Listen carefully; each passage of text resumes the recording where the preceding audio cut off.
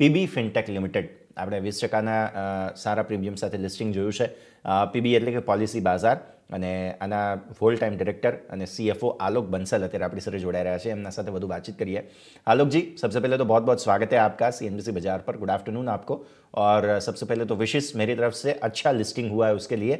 और शुरुआत यहीं से करते हैं कि जो ये फंड्स आपने कलेक्ट किए हैं उसका आप क्या यूज़ करने वाले हैं? फंड आने से हमारी ग्रोथ आउटलुक बहुत फर्क नहीं पड़ने वाला इमीडिएटली. तो हमारा फोकस दो चीजों पे रहता है. एक तो रहता है जो हमारा कोर बिजनेस है, जो पहले चला आ रहा था, हमारा लाइफ इंश्योरेंस, हेल्थ इंश्योरेंस पर फोकस था, पैसा बाजार में जो अनसिक्योर्ड क्रेडिट पे फोकस था, उसको हम और एफिशिएंट कैसे बना सकते हैं in terms of business model, और हम कस्टमर के लिए और इंडस्ट्री के लिए जो प्रॉब्लम सॉल्व करने की कोशिश कर रहे हैं उसमें हम क्या कर सकते हैं स्ट्रेटेजिकली. दूसरा फोकस रहता है हमारा कि एक्सपेरिमेंट जो हमें करने हैं, वो एक्सपेरिमेंट्स क्या हमारे कुछ ऑब्जेक्टिव की तरफ और तेजी से लेके जा सकते हैं, और एक्सपेरिमेंट्स में कितना इन्वेस्टमेंट लगेगा. तो जो हमने अभी मनी रेज किया है, इससे हमारे को एक्सपेरिमेंट्स करने के लिए और कॉन्फिडेंस मिलता है, और हमने स्पेसिफिक यूज केस बनाया है उसके लिए कि हम मनी से क्या क्या करना चाहेंगे.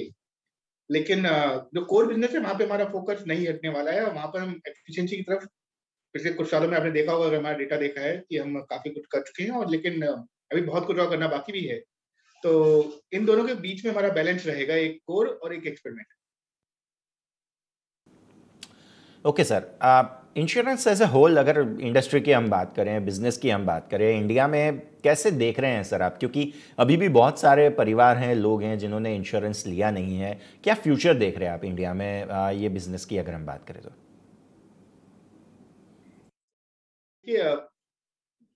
हमारे हिसाब से इंश्योरेंस एक कंसिडर्ड परचेज है. ये ऐसा नहीं है कि आप एकदम से मन में आया, इम्पल्सिवली आपने जाके कुछ खरीद लिया. इसमें आदमी को टाइम लगाना पड़ता है, थोड़ा फोकस लाना पड़ता है. तो हमारा सबसे पहला फोकस क्या रहा है कि हम कस्टमर को बताते हैं कि आपको हेल्थ इंश्योरेंस लेना चाहिए या टर्म इंश्योरेंस लेना चाहिए. तो जो अवेयरनेस क्रिएट करना है वो पहला ट्रिगर है.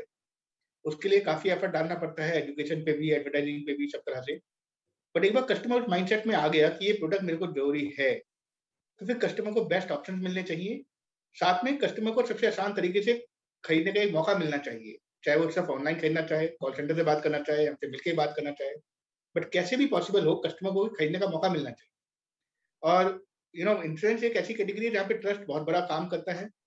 तो ऐसे में कस्टमर को एक ऐसे प्लेटफॉर्म पे जहाँ पे वो पिछले इतने लंबे टाइम से देखता आ रहा है कि हाँ, ये लोग यहाँ पे कुछ कर रहे हैं, मेरी हेल्प करने की कोशिश करते हैं, क्लेम में मेरी हेल्प करेंगे, वो एक ट्रस्ट के ऊपर जो फोकस रहा है हमारा, वो काफी कस्टमर को एक अट्रैक्ट करता है हमारी तरफ लाने के लिए. लेकिन ओवरऑल इन टर्म्स ऑफ कितना बड़ा होगा ये स्पेस, हम सब जानते हैं कि इंडिया सबसे अंडर पेनिट्रेटेड कंट्रीज में से एक है in terms of insurance penetration. चाहे वो जीडीपी के परसेंटेज देखें, पर कैपिटा देखें, and pure health and pure term देखें तो और भी छोटा है उसमें से. तो अपॉर्चुनिटी बहुत बड़ी है. नाउ अगर कोई बोलेगा कि अपॉर्चुनिटी क्या अगले 3 साल में कवर कर सकता है, 5 साल में या 10 साल में मार्केट, पता नहीं, वो बहुत टफ होता है. लेकिन अपॉर्चुनिटी बड़ी है. ओवरऑल लोग छोटे टाउन से निकल के बड़े टाउन्स में आ रहे हैं, जॉइंट फैमिली से निकल के न्यूक्लियर फैमिली में आ रहे हैं, एंड उनको बहुत जल्दी अपनी एज, जैसे ही वो काम शुरू करते हैं या फैमिली शुरू करते हैं, उनको एक फाइनेंशियल प्लानिंग करने की बहुत जल्दी जरूरत पड़ती है. और फाइनेंशियल प्लानिंग के अंदर इंश्योरेंस एक कोर पार्ट है. और हमारा पूरा एंडेवर ये रहा है कि कस्टमर को वो दिमाग में बैठ जाए कि जब मैं फाइनेंशियल प्लानिंग सोचूंगा तो वो केवल इन्वेस्टमेंट ना सोचूं, मैं केवल लोन ना सोचूं, मैं इंश्योरेंस भी सोचूं. ओके सर, इसके अलावा हम देख रहे हैं मार्केट शेयर के हिसाब से डिजिटल प्लेटफॉर्म्स की बात करें तो बहुत ही इंटरेस्टिंग मार्केट शेयर आप एंजॉय करते हैं. अब पॉजिटिव बॉटम लाइन हमें कब से एक्सपेक्ट करना चाहिए यहाँ की अगर हम बात करें तो? बिल्कुल जायज सवाल है. और जैसे मैंने पहले बताया था, हम कोर पे फोकस करते हैं. कोर हमारा ऑलरेडी प्रॉफिटेबल होता है, एंड डिसीजन हमारे को बस यही लेना होता है, क्या हम आज के तारीख पे फोकस करें, क्या हम आज से 3 साल, 5 साल, 10 साल बाद कहाँ पहुंच सकते हैं उस पर फोकस करें. तो मेरे ख्याल से जो इन्वेस्टर आज की तारीख में हमारे को सपोर्ट कर रहे हैं, वो इन्वेस्टर इसलिए नहीं कर रहे हैं कि आज हम कहीं पहुंच पाए हैं, वो इसलिए भी कर रहे हैं कि हम आज से 3, 5, 10 साल बाद कहाँ पहुंच सकते हैं. और उसके अंदर दो चीजें लगेंगी. पहला, हम एक्सपेरिमेंट्स को फोकस करते रहे, सो दैट उन एक्सपेरिमेंट से हमारी फ्यूचर ग्रोथ आती रहे. वो एक्सपेरिमेंट ही कस्टमर को और ट्रस्ट भी लाएगा, क्लेम में हेल्प करेगा, सब कुछ करते हैं. और दूसरा, जो डिसीजन हम लेंगे as management team, as founder team, वो डिसीजन केवल आज के लिए ना हो. मैं आपको बहुत सिंपल सा एग्जांपल देता हूँ. जब हम हेल्थ इंश्योरेंस ट्रांज़ैक्शन हमारे प्लेटफ़ॉर्म पे होती है, तो कस्टमर के लिए जो लाने के लिए मार्केटिंग कॉस्ट लगती है, जो सर्विसिंग कॉस्ट लगती है, अगर मैं उसके बेस पे आज डिसीज़न लूँगा, तो वो ट्रांज़ैक्शन होनी नहीं चाहिए, बिकॉज़ वहाँ पे हम जस्ट ब्रेक इवन कर रहे होते हैं। लेकिन अगर मैं वो देखूँ कि ये ट्रांज़ैक्शन जो है आगे जाके रिन्यूअल में कन्वर्ट होगी और रिन्यूअल का बहुत सारा हिस्सा मेरे को प्रॉफिटेबिलिटी में कन्वर्ट होता है, तो बिल्कुल ठीक डिसीज़न लगता है।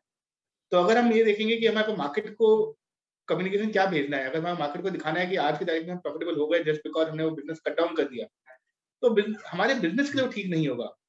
बिकॉज़ हम इन्वेस्टर को आज से 5 साल बाद भी जवाबदेह होंगे और हमें उनको समझाना होगा कि हमने जो किया है डिसीज़न वो क्यों किया था। तो ये 2 चीज़ें रहेंगी हमारी, कोर को एफिशिएंट करना ही करना है। वो तो मतलब विदाउट डाउट हमारा फोकस रहता ही है।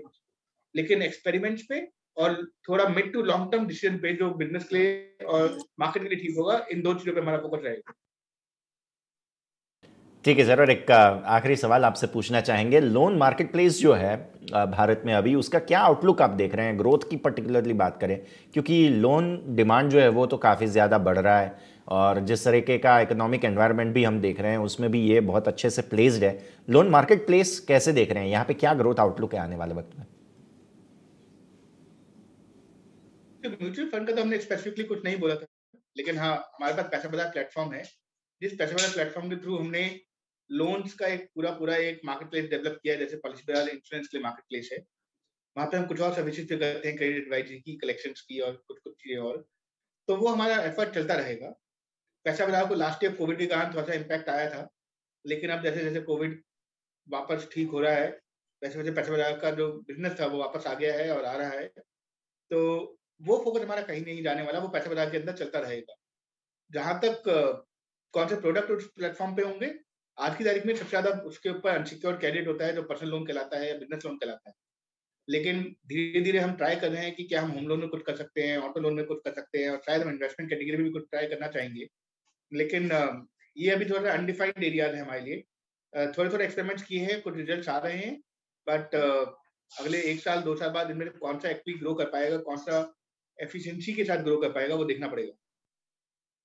ठीक है सर, बहुत बहुत शुक्रिया आपका हमारे साथ जुड़ने के लिए, और ऐसे इंटरेस्टिंग लिस्टिंग हमने देखी है तो हम देखेंगे कि बहुत बढ़िया रिजल्ट्स भी आने वाले वक्त में और रिटर्न्स भी आने वाले वक्त में आप इन्वेस्टर्स को देते रहें। बहुत बहुत शुक्रिया सर।